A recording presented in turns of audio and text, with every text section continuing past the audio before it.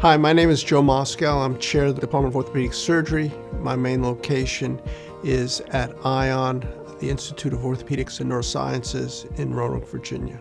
My specialty is adult reconstruction mainly, which is doing total joints on patients who are having total joint replacements for hip and knee. My priorities for my patients is to treat them as I'd want to be treated or as I'd want my family members treated. Simple as that. One of the things that we're most proud about is the patient education program that we established years ago and has continued to evolve.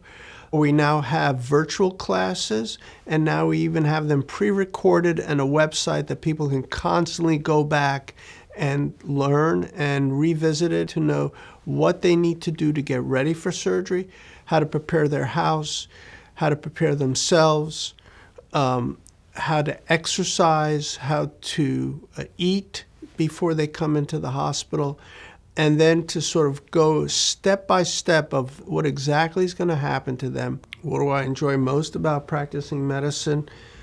For me in my field, it's so much instant gratification.